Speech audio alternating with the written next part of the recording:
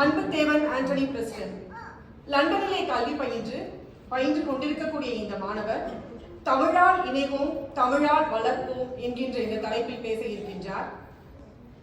லண்டனிலே படிக்கக்கூடிய இந்த மாணவர் தமிழில் பேசுவது என்பது கம்பன் இன்னும் நம்மோடு வாழ்ந்து கொண்டிருக்க போகிறான் என்பதை நிரூபிக்கும் விதமாக இருக்கிறது. உங்கள் கரவொலியோடு அன்புத்தேவன் அவர்களை பேச ஆரம்பிக்கிறார்.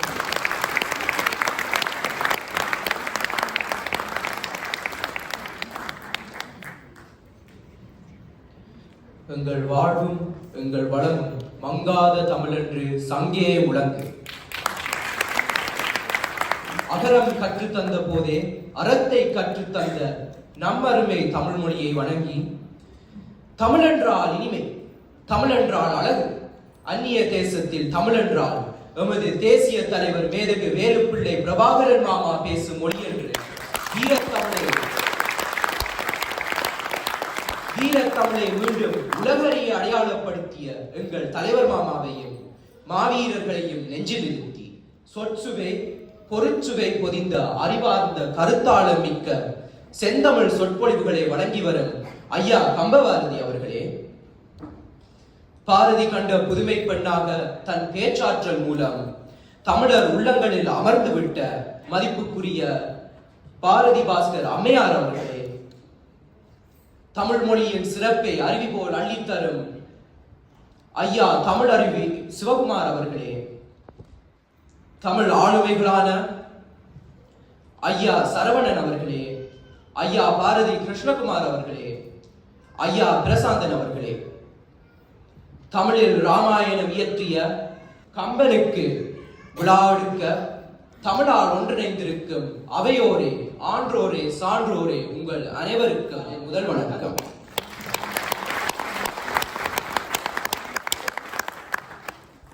கல் தோன்றி மண் தோன்றா காலத்தே வாளோடு முன் தோன்றிய மூத்த குடி நம் தமிழ் குடி. இற்றைக்கு 3000 ஆண்டுகளுக்கு முந்திய இலக்கிய இலக்கண நூல்களை உடைய மிக பழைய குடியும் நம் தமிழ் குடிதான்.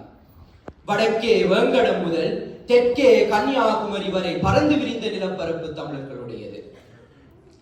மொழி ஓர் இனத்தின் வாழும் அடையாளமாகவும் திகழ்கிறது.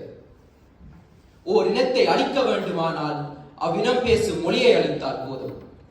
உலக வரலாறு அறிவுறுத்தும் பாடம் இது. மொழி இழத்தலும் புலி இழத்தலும் ஒன்றுதான்.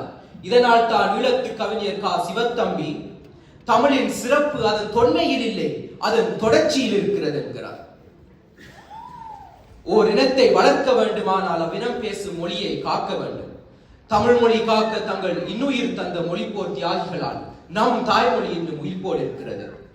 மொழிக்காகவும் அந்த மொழியை பேசும் இனத்திற்காகவும் அந்த மொழி பேசும் இனம் பாரம்பரியமாக வாழ்ந்து வந்த அதன் பூர்வீக மண்ணுக்காகவும் 400க்கு மேற்பட்ட இளம் புலி வீரர்கள் கரும்புலியாகி தங்கள் உயிர்களை வெடியாக்கி உடலை சிதறடித்து வீரமரணம் அடைந்துள்ளார்கள் எனில் அந்த மொழி எந்த அளவிற்கு தொன்மை வாய்ந்ததாக இருக்க வேண்டும்.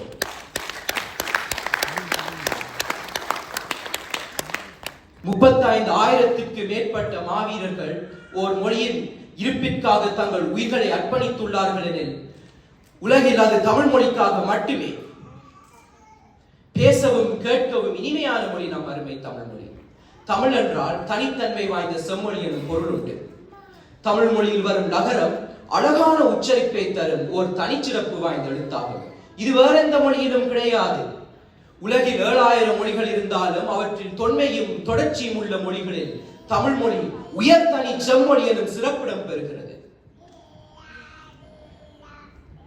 சேர சோழ பாண்டிய மன்னர்கள் தமிழ் சங்கங்களை தொடங்கி தமிழ் வளர்த்தனர்.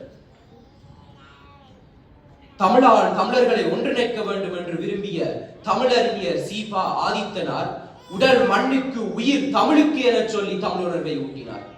உயிரை உணர்வை வளர்ப்பது தமிழே என்று பாவேந்தர் பாடினார். மொழியும் கலையும் கலாச்சாரமும் வளம் பெற்று வளர்ச்சியும் உயர்ச்சியும் அடையும் போதே தேசிய இன கட்டமைப்பு இறுக்கம் பெறுகின்றது, பலம் பெறுகின்றது. மனித வாழ்வும் சமூக உறவுகளும் மேன்மை பெறுகின்றது.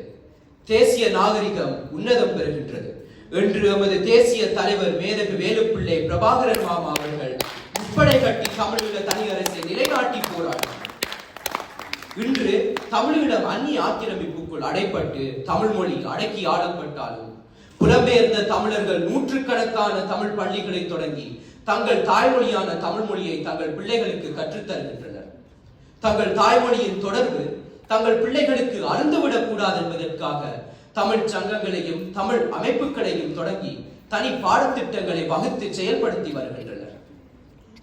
தமிழே எங்கள் அடையாளம், நாமே நம் தலைமுறைக்கு தமிழின் சிறப்பை ஆழமாக உணர்த்த வேண்டும். நல்ல தமிழ் சொற்பொழிவுகளை கேட்க வைப்போம். தமிழர்களோடு தமிழிலேயே பேசுவோம்.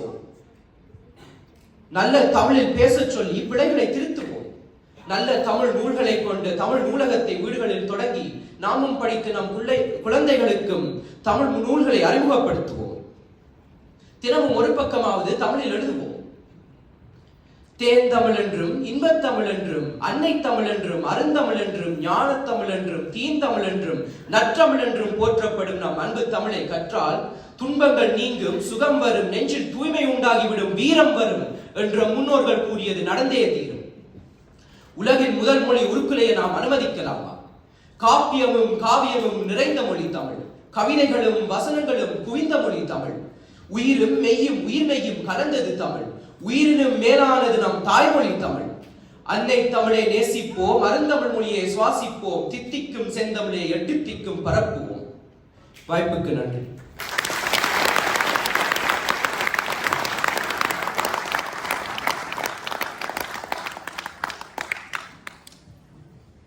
மிகவும் அருமை.